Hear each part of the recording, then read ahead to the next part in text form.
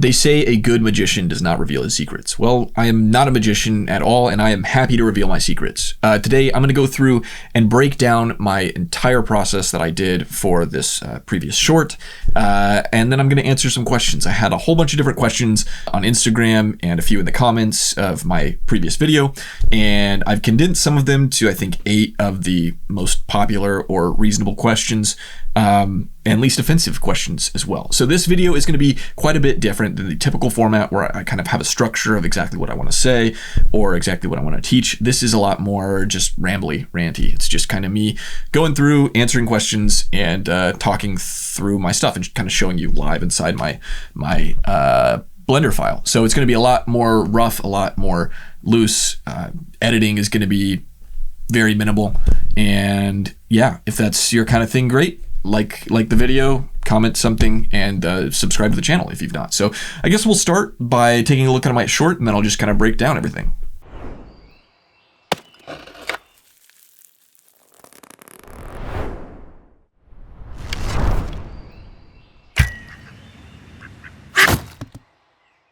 Okay, cool. So I guess I'll start with my full process. That's been kind of a very largely asked question, is how do I even, start making these things?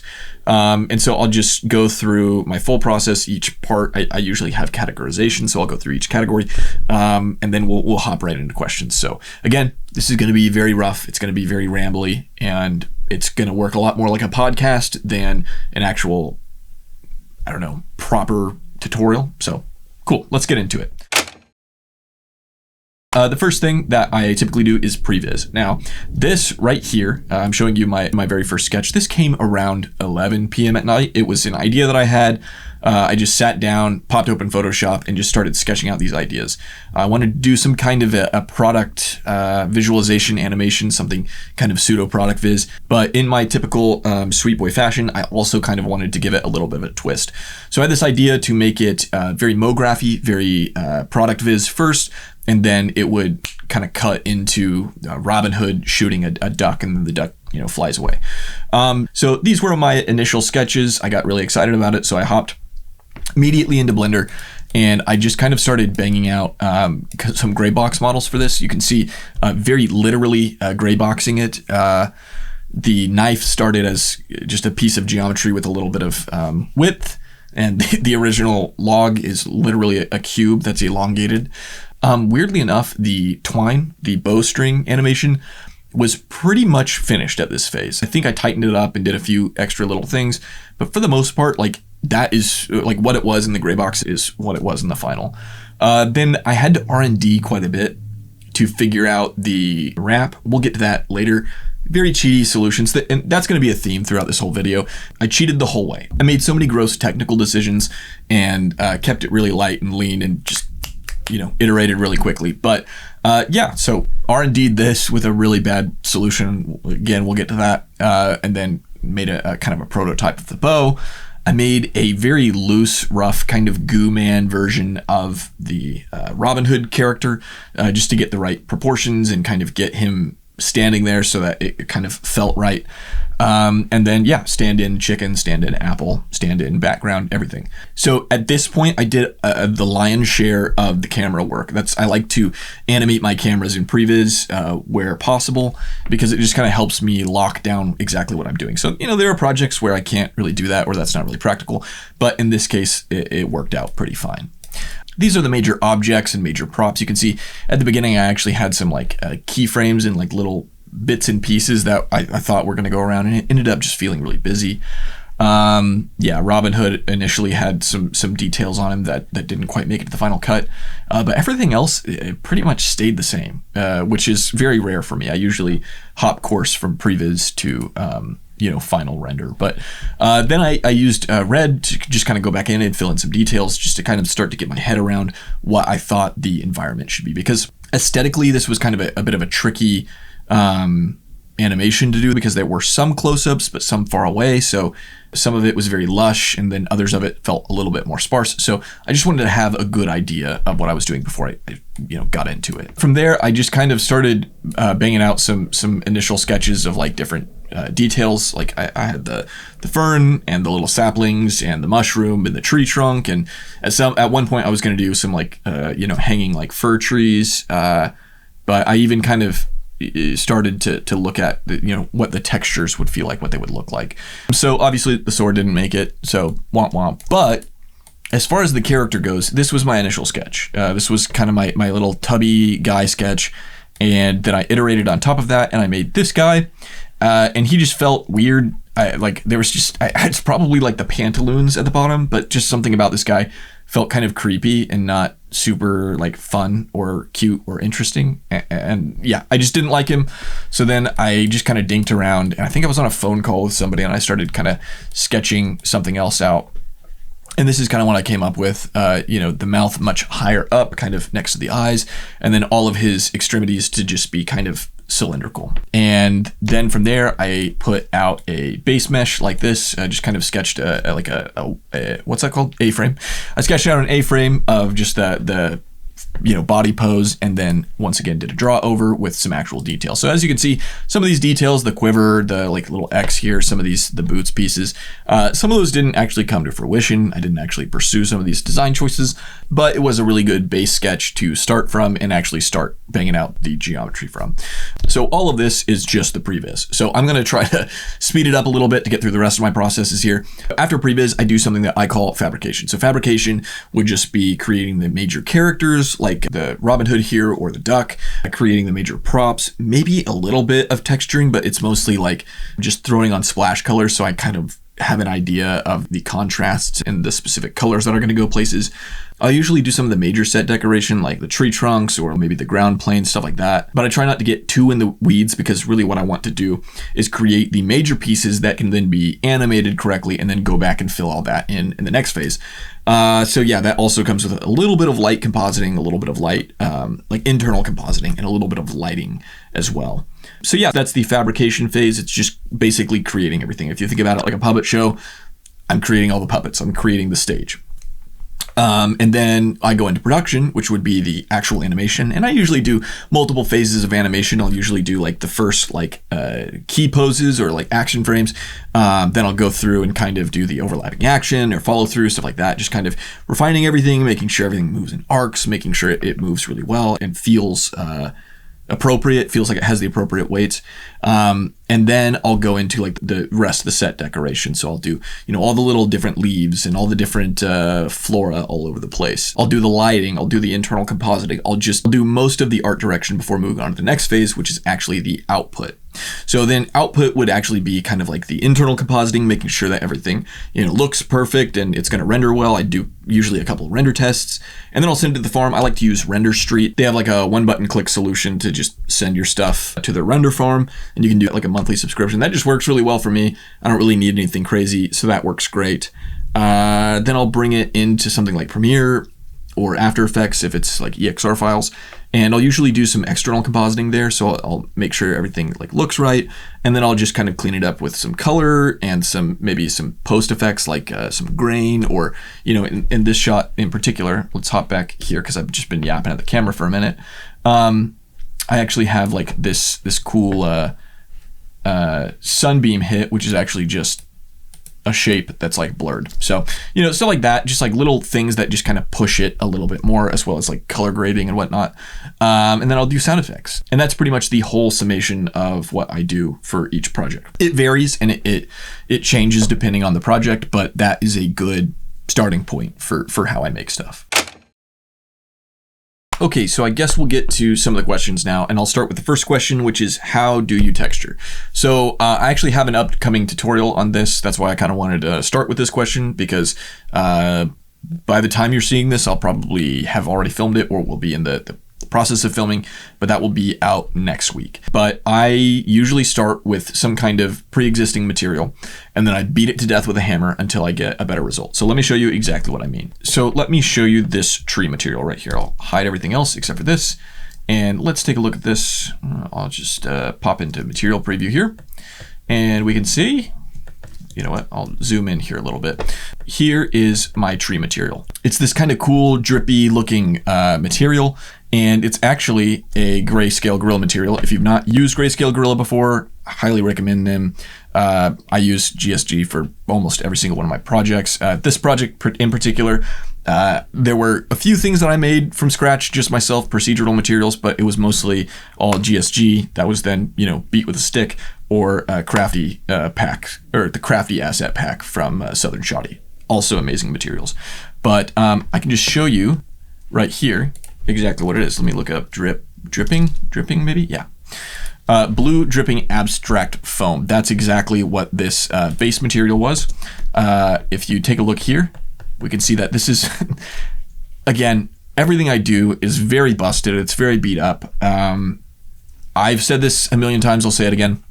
I'm a motion designer, and that kind of comes with a little bit of responsibility for going really quickly, iterating fast, and finding the cheapest path from A to B. And this is a very cheap path from A to B.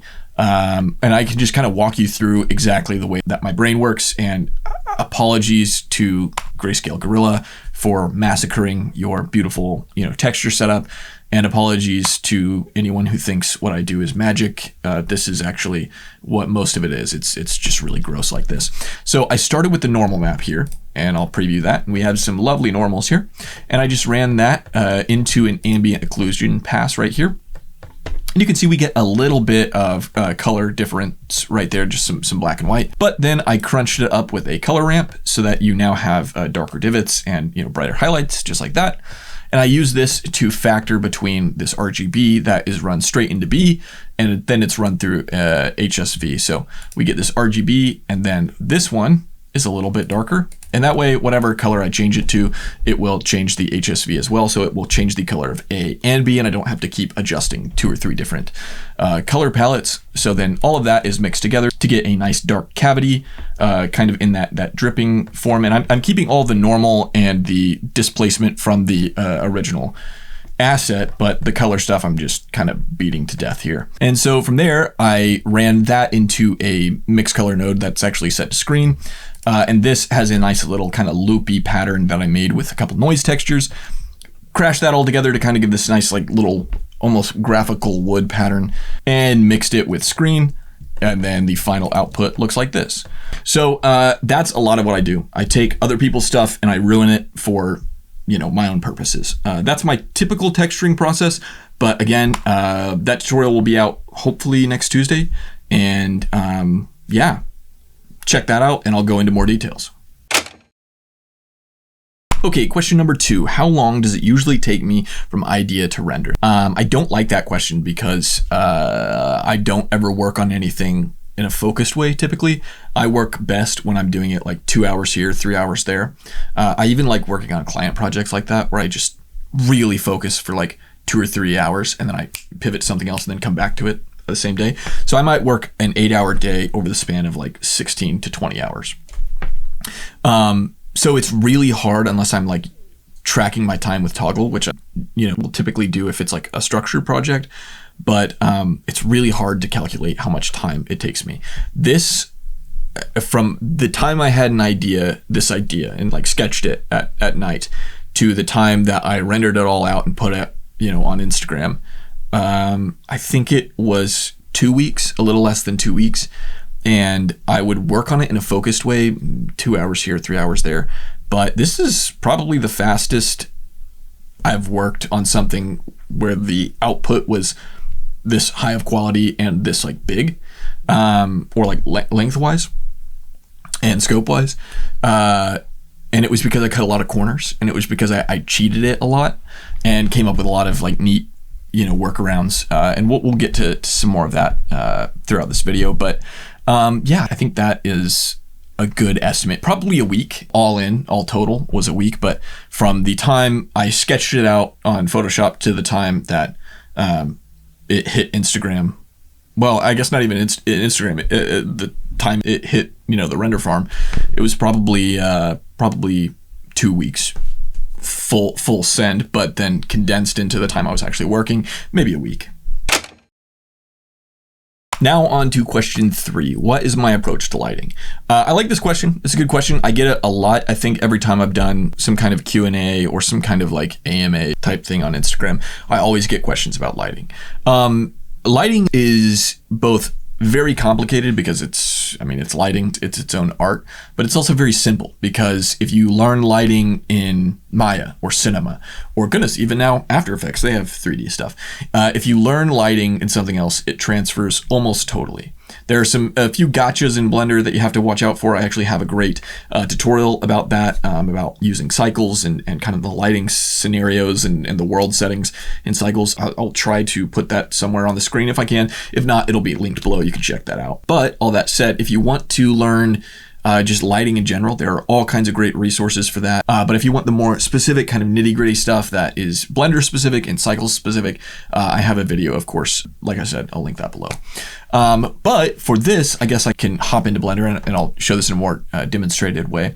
I always like to start with an HDRI. Cycles is a little finicky and it likes things a particular way. So I just like to start with an HDRI because I like to start with kind of a clean slate. Now, I'll pop into my world here and we can see once again I'm using an asset from GSG, and then it's just kind of rotated, and I rotated it until I got the sun kind of spilling across his face. If I pop out of my camera view here, we can see it's just a nice sunshine. Oh, look, he's not even touching the ground. That's awesome. But we get a nice kind of like sunrise or sunset here. And that just kind of gives a nice warm hue to everything and just kind of wraps the light around him in a way that feels really good. And it kind of also points the eye that like you should look this way, like something is coming from this way. So again, it just kind of focuses and tunnels your eyes. Now from there, I will typically use a rim light. I like rim lights, especially for stuff like this that has he's got some fuzz on his tunic or whatever that is. And he has hair. In this shot, he has alopecia, and that's because I turned that off because it's really, really heavy. And I just didn't want to gum up this recording with that, so I'll keep that off. But usually he has hair, and so having a nice rim light that just backlights the hair and the fuzz, it really helps to communicate that well, and it ends up looking a lot nicer. So I can just turn that rim light on to show you what's going on. Another thing with this rim light, I did not want the rim light to actually catch anything with these ferns over here or these over here as well. So I was really careful to use light linking. Now light linking is something that has been in pretty much every 3D software for as long as I've known, but for whatever reason, we didn't really get it in Blender until like 4.0, maybe. I could be wrong, but I think it was pretty recently that we got light linking. And that just allows you to throw all the stuff you wanted to be affected by a light into a collection and then tell that collection, hey, you're only going to affect this geometry right here. So that keeps it from bouncing off anything else that you don't really want it to bounce off of, and it just keeps it really lean. So from there, I added my key light right here, which is a sunlight. Now, if you go and watch that tutorial that I was referencing earlier about cycles, or you've seen that tutorial, or you just know my workflow in general, I hate the sun. I think the sun object in Blender sucks, and I don't like it. I'm a huge hater. But in this case, it worked really well. I just needed a ray of light that would cover the entire thing. If I show you how big the scene is, it's actually, it's kind of spread out to give it a little bit more depth. And so an area light wouldn't have, hit everything the way that I wanted it to. So I bit the bullet and I used a sun, and it turned out looking nice, but I probably won't use it again. And I did commit another sin. I used another sun to backlight, and I did light link that one, so it's only affecting the geometry in the background, so the trees and the foliage and everything. So yeah, I did use a light or a sun twice, which bums me out, but it worked. And if it works, it's great. So I'm temporarily a sun user, but I will be back to being a hater immediately after this video. All right, our fourth question is, how did I make the grip? This is a very technical question, and I'm really ashamed to show this off. This one, and later we'll go over the knife carving. I'm really ashamed of both of those, but I'll show it off nonetheless. I think it's shot 3. Yeah, shot 3. Okay, so this shot, if you remember, I'll refresh your memory real quick. This shot is essentially the leather wrapping around the bow and then kind of tightening into this next shot. So I knew I could get away with a lot of cheating. I knew I could get away with a pretty cheap solution. So I'll just kind of walk you through exactly what I did. And we're going to start here with the actual wrap, the piece of geometry here. And I'm just going to turn off my lattice and my curve. And you can see it's just a solid strip of geometry right here. If I go into material preview, you can see it's just a solid strip of geometry, kind of an elongated cube that has quite a few subdivisions on it. And from there, I used a curve modifier, and I made this kind of loose archimedial spiral, and then I warped that with, it's not called soft selection in Blender, proportional editing. I use proportional editing. It's O on the keyboard, and it gives you the large thing. You know what it is. But I use that to then change the tilt and change the composition of the actual spiral. So it kind of resembled the grip on the bow, and then just kind of animated its path in the x-axis to make it move along that curve. So that in of itself, not a big deal, not a super cheaty solution. The problem is with the lattice turned off. Let me just play this back. And you can see right here, it doesn't really feel like it's like wrapping onto the bow. It kind of just feels like it's like encircling the bow. And I wanted it to feel kind of like it was like tightening around it. So it was kind of going around and then, you know, cinched.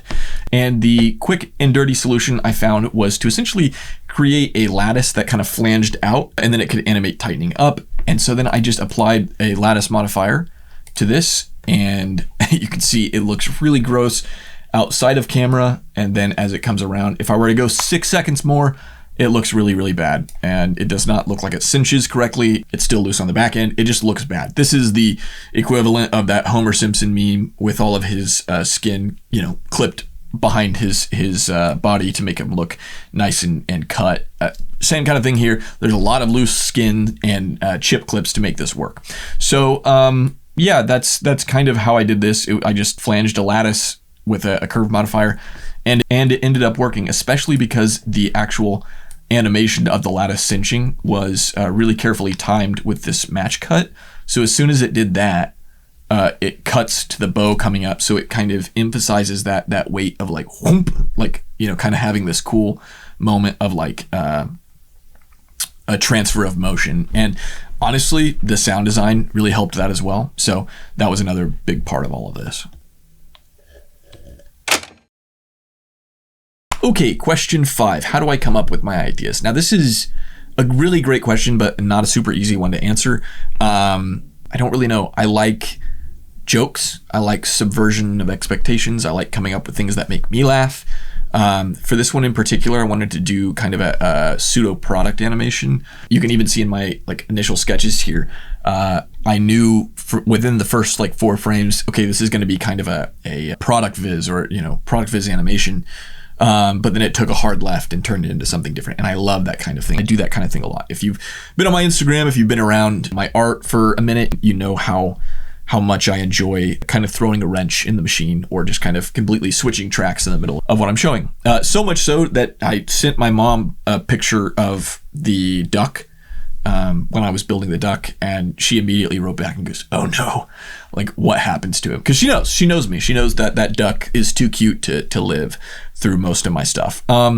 So it's not just pure morbidity. It's also just, I like things that just feel unexpected. I love the juxtaposition between something that looks really cute and very cuddly and sweet, and then something incredibly like morbid or aggressive happening. I think that's a really funny trope, and I like to kind of incorporate that into stuff. So as far as like stylistically, there are plenty of artists that I you know, derive great reference from, and I think that they inspire me a lot. But as far as like idea wise, I just kind of chase my tail until I find something that's funny, and I'm constantly coming up with ideas in the background. I'll interrupt my wife in the middle of her telling me about something at work to tell her an idea that I have. I'll, you know, tap her awake as she's trying to fall asleep to pitch her this thought I had for something. Usually inspiration strikes at the most inopportune time, but I really just kind of have a backlog of ideas, and my brain is always just kind of churning of like, okay, that would be funny, but what would be even funnier is if this happened, like that kind of thing. And that's exactly what this was. It was product animation. oh, okay, cool. The product animation is actually for like this kind of whimsical fantasy bow. And he's going to shoot an apple off of something. Oh, what if the apple was on top of a duck? What if he misses the apple and hits the duck instead? So, you know, it's kind of that progressive thought that kind of boils down to something that's a little bit more interesting or a little bit more expectation subversive. Question number 6 is, how did I achieve the knife chop? So that one is another really good technical question, but it is unfortunately another really cheaty solution. So if I go back here, let me just turn off a few things that I don't need here. I'm going to turn off the knife just so we can, just so we can kind of see what's going on. Starting with the, like, I guess, I don't know what you would call that, the carving, the little piece that's being carved, the peel, that is actually just a 2D piece of geometry. If I tab into edit mode, you can see here, it doesn't even have any depth without a solidify modifier, and it is attached to a curve modifier that is kind of in this like little loop piece. So you can see if I move this little loop, it peels it back, which is exactly what I did for the short. I just moved this loop back as the knife hit, and I animated that along with the knife. And this kind of looks nasty here without the knife, so just pretend it's not as dirty. But that was essentially the solve for the peel piece, but the actual log itself are actually two pieces. You have the piece that's like whole, and then you have the piece that's got the like divot in it, the cut in it. And these are just impacted by the Boolean controls right here. So if I turn the Boolean off, I get the whole log here that's got the divot in it. I can material preview. And of course, this is just a like a duplicate piece of geometry that I just kind of cut into and then added the pine material to. And then this one is the full log that actually has the exact opposite Boolean right here. So it's intersect rather than difference. And then as the knife slides along, I just have that box that's actually the Boolean, and it kind of moves along with the cutting of the knife. You can just kind of see in the viewport here, when you put it all together, you get this kind of fake cut right here. And it turns out looking pretty good in the render, especially since this is the opening shot. I can get away with a little bit of like dirtiness because there's so much to visually take in that people aren't really scrutinizing it at this point. But I'm going to tattle on myself because I want to, because it makes me feel a little bit better, so that if I point it out, you don't see it and judge me because you think that I don't see it. I definitely see it, and it bothers me, but I also work really fast and I just throw things out, and I'm a hacky artist, and that's okay. But when the knife hits, you can see a very obvious difference right here between the peel and the wood. And then as it scrapes, it doesn't really get better until right here. And when it happens right here, now it's fine. We're all good again. But man, that really bugs me. You know, give me 2 days of tinkering and I'd fix it 100% and it would be exponentially better. But I like to work fast. I like to get things out, and I learned a lot of lessons by making something that wasn't 100% perfect.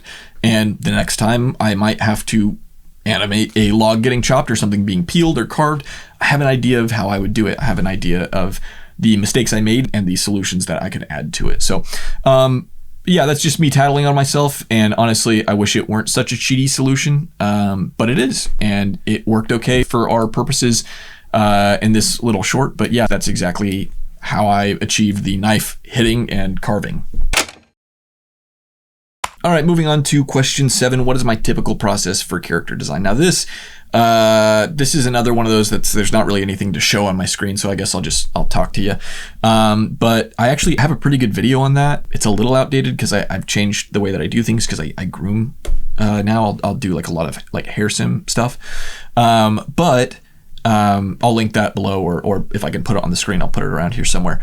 But my typical process is this. I usually will create a character idea. So I'll sketch it and I'll do exactly what you saw over here in Photoshop. I'll iterate a bunch. I'll probably draw the character like 4 or 5 times until I get an idea of how I want him. And then I'll do a layout. And so then I can kind of bring that into Blender and use that to model.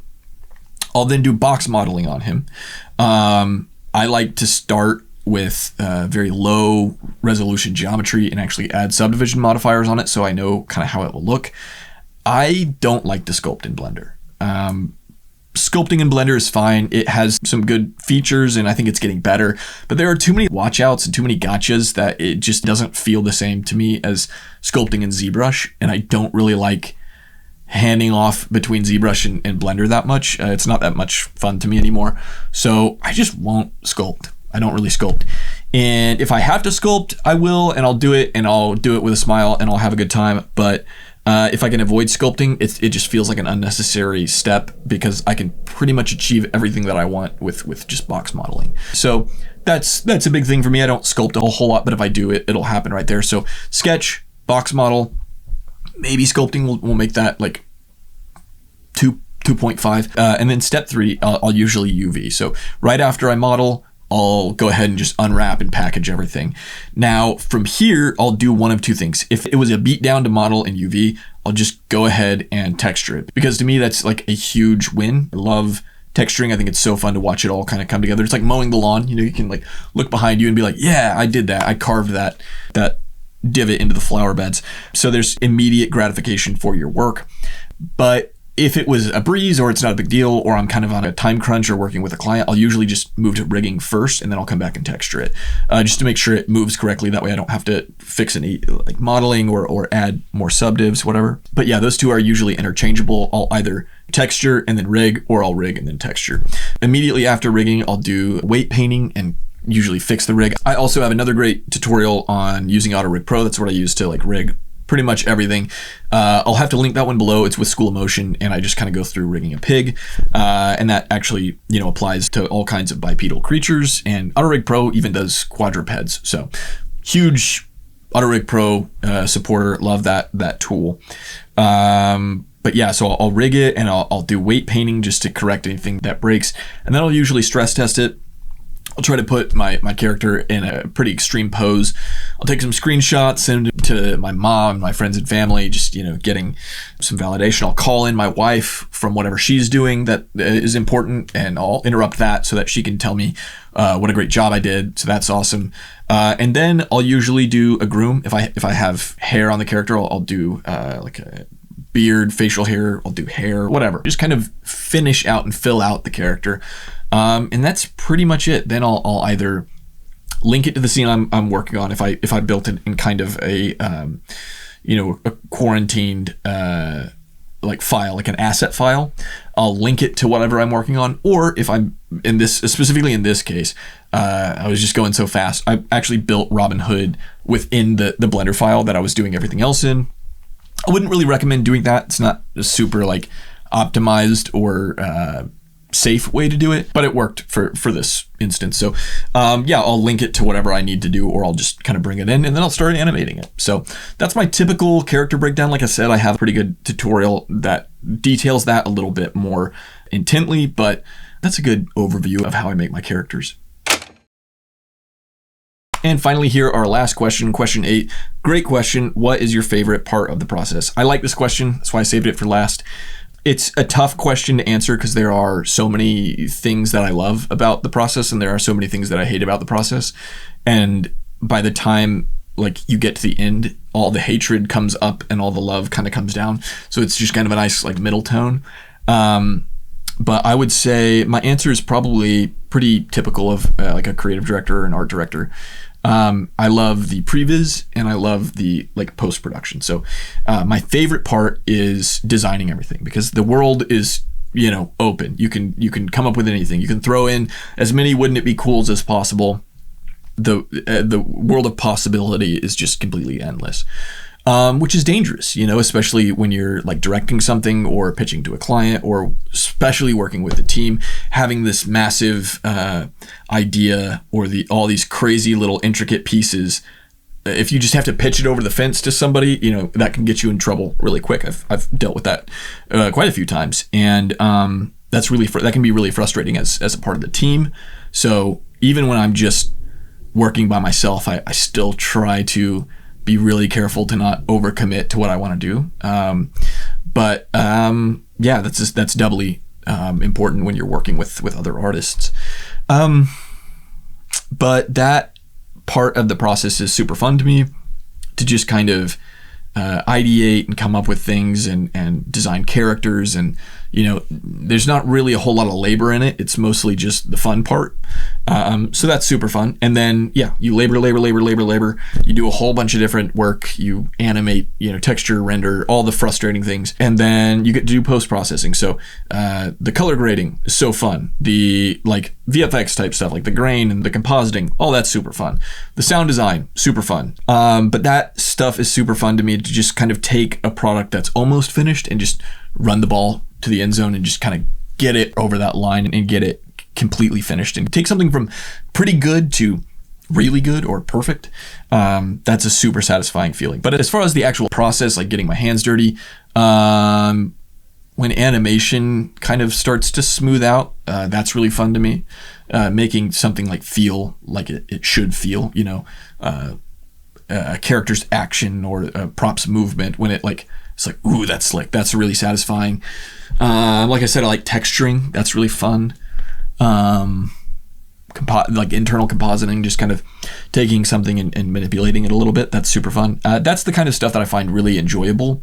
There are absolutely those little like safe havens during the project where it's like, if I can just get through, you know, weight painting, I'll get to like move my character. You know, if I can just get through UVing, okay, I'll get to texture my character. So having those like little moments, those little safe havens really help to kind of propel me through a project. But it's really hard to just be like, this is the part of the project that I like the most, and you know, everything else can eat dirt. I like the whole process. I like the whole thing, but there really is nothing better than like finishing the project and just kind of putting a bow on it and then shipping it out to Instagram, to YouTube, to show you guys what I'm doing, or you know, even now how I did it. But yeah, that's maybe a way too long of an answer for a relatively simple question, but there you go. Yeah, that pretty much does it. That wraps it for the Q&A. That wraps it for this video, I suppose. If you like this format of me just kind of yapping, just rambling, like it, comment something, subscribe to the channel if you're not subscribed, and we'll get back to our previously scheduled programming. If you don't like it, if you never want me to do this again and you think this is a horrible crash and burn scenario, dislike the video, comment something incredibly hateful, and you know, I'll get the message loud and clear that I should pivot from this. But yeah, that's about it. Thanks for watching.